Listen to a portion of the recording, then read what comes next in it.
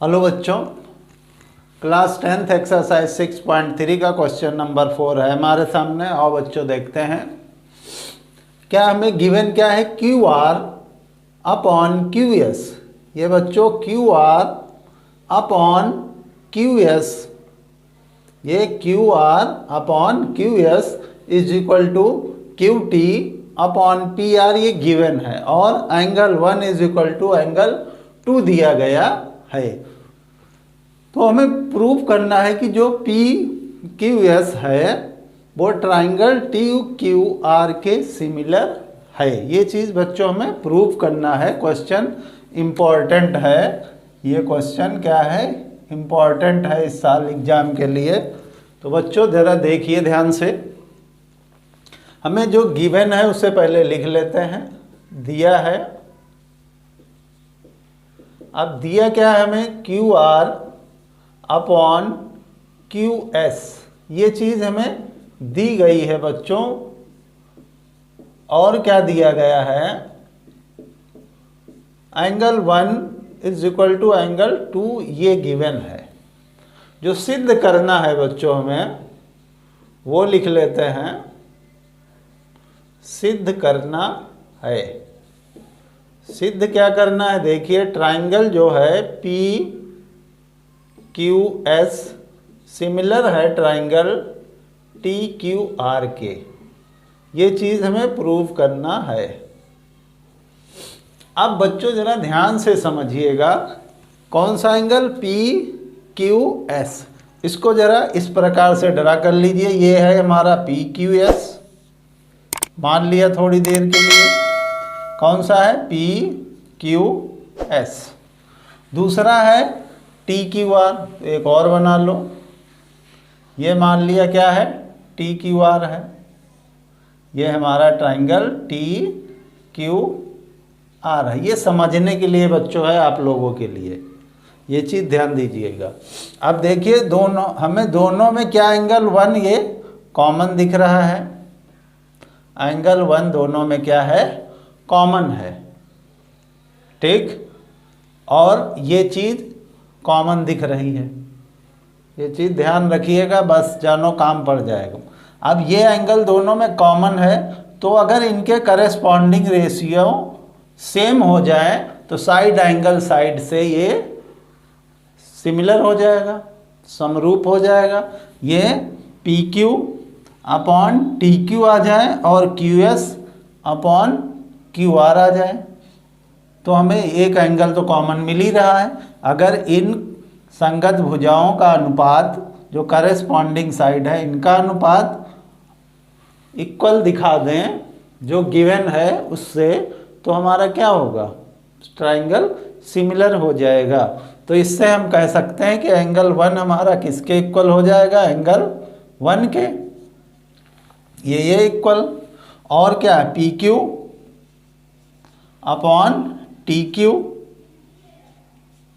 Equal to Q S upon क्या आ जाए, क्यू आर। ये चीज़ अगर आ जाती है हमारी तो ट्राइंगल क्या हो जाएगा, सिमिलर हो जाएगा। किससे, साइड एंगल साइड रूल से। तो आओ बच्चों देखते हैं कैसे होगा। उत्पत्ति में देखते हैं। बहुत समझना ज़्यादा कठिन नहीं बच्चों, और इम्पॉर्टेंट भी है। अब देखिएगा, क्वेश्चन में गिवन है कि एंगल 1 एंगल 2 के इक्वल है। ये तो दिया गया है ना। तो पहले गिवन वाला लिख लेते हैं कि एंगल 1 क्या है, एंगल 2 के इक्वल है। अब क्या होता है, एंगल 1 एंगल 2 किस में है, पी क्यू आर में। तो यहाँ लिख सकते हो कि त्रिभुज पी क्यू आर में, त्रिभुज पी क्यू आर में angle 1 is equal to angle 2। अब क्या होता है, जब एंगल बराबर हैं तो बराबर भुजाओं के सामने के कोण क्या होते हैं, बराबर होते हैं। तो क्या हो जाएगा, एंगल 2 के सामने क्या है, पी क्यू, और एंगल 1 के सामने क्या है, पी आर। तो ये एंगल क्या हो जाएंगे, इक्वल हो जाएंगे। एंगल 2 के सामने क्या है हमारी पी क्यू है, तो पी क्यू लिख दिए।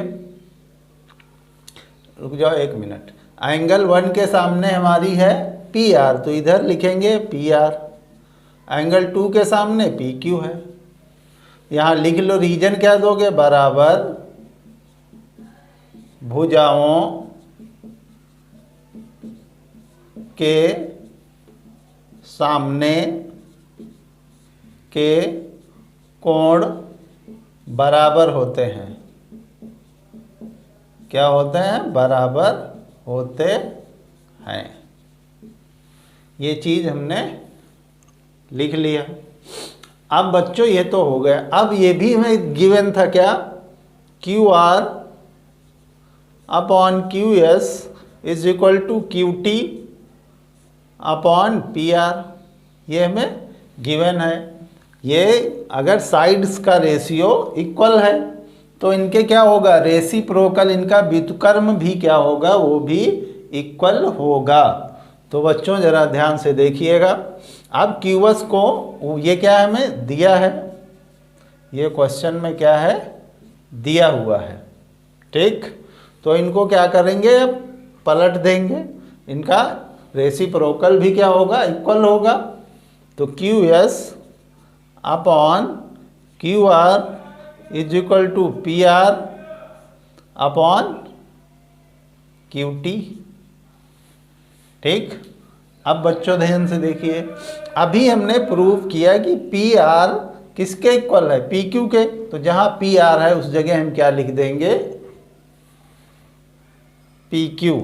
तो यहां लिख लीजिए Q S upon Q R is equal to P Q upon Q T. ये कहाँ से, अभी गिवन है, ये ऊपर प्रूव्ड हो चुका है। P R is equal to P Q यहाँ दिखा देंगे। तो ये बच्चों हमारा ये हुआ, ये प्रूव्ड। अब करते हैं कि इसे सॉल्व कैसे करेंगे बच्चों, ज़रा ध्यान से देखना है। इधर वाला रफ कर देते हैं, इसका कोई काम नहीं है, सिर्फ समझने के लिए था बच्चों। कैसे कैसे लिखेंगे आप ध्यान से देखिए। अब हमें जो प्रूव करना है उस पे बात करते हैं। कौन सा, त्रिभुज पी क्यू एस लिखेंगे, त्रिभुज पी क्यू एस और त्रिभुज जो सिमिलर करना है वही लेंगे टी क्यू आर में। दोनों में क्या था हमारा, एंगल 1 कॉमन था, तो लिख लेंगे angle 1 is equal to angle 1। ये चीज़ हमने लिख लिया। ये हमारा क्या है, कॉमन है, यहाँ लिख लेंगे क्या है, कॉमन, ठीक। अब जरा देखिएगा, जो ये हम प्रूव्ड कर चुके हैं इसको लिख लेते हैं। क्या, क्यू एस, क्या Q S upon Q R, क्या आ जाएगा, Q R is equal to P Q upon Q T, P Q upon Q T. ये है क्यू एस अपॉन क्या आ गया, क्यू आर, और P Q upon Q T नीचे आ गए। ये हम लोग क्या कर चुके हैं, पहले सिद्ध कर चुके हैं, प्रूव्ड कर चुके हैं, ये यहाँ पर।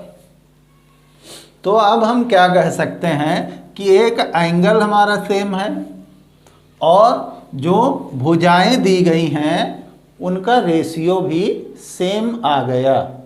ये जो भुजाएं दी हैं क्यू एस और क्यू आर, ये लिखा है Q S upon Q R, ये Q S upon Q R is equal to P Q बटे क्यू टी। ये भी हमारा इक्वल आ गया, मतलब करेस्पॉन्डिंग रेशियो का इक्वल सेम ये एंगल है। तो इनकी जो ये करेस्पॉन्डिंग साइड्स इस एंगल को बना रही, इनका रेशियो भी इक्वल है। तो अब हम कह सकते हैं कि ट्राइंगल जो पी क्यू एस है वो सिमिलर होगा ट्राइंगल किसके, टी क्यू आर के। कौन सी क्राइटेरिया यूज हुई है by, side angle, side, by side angle side criteria use हुई है बच्चों। इससे ये ट्राइंगल क्या हुआ, समरूप हो गया, सिमिलर हो गया। सिमिलर को क्या कहते हैं, समरूप कहते हैं। तो ये बच्चों क्वेश्चन नंबर 1 कंप्लीट हुआ। अगर वीडियो अच्छा लगा हो बच्चों तो लाइक तो बनता है, अब तक अगर लाइक न किया हो तो लाइक कर दीजिए। हाँ, ज़्यादा से ज़्यादा अपने दोस्तों को ज़रूर शेयर करिए। अगर आप लोगों का रिस्पांस रहा तो अच्छी अच्छी वीडियो आप लोगों तक पहुंचती रहेंगी। उसके लिए आप लोगों को क्या करना है कि मेरे चैनल को सब्सक्राइब करके बेल आइकन प्रेस कर लीजिए, जिससे नोटिफिकेशंस आप लोगों तक पहुंच सके। Thank you, note it down. फिर मिलते हैं नेक्स्ट वीडियो में, तब तक के लिए जय हिंद, जय भारत।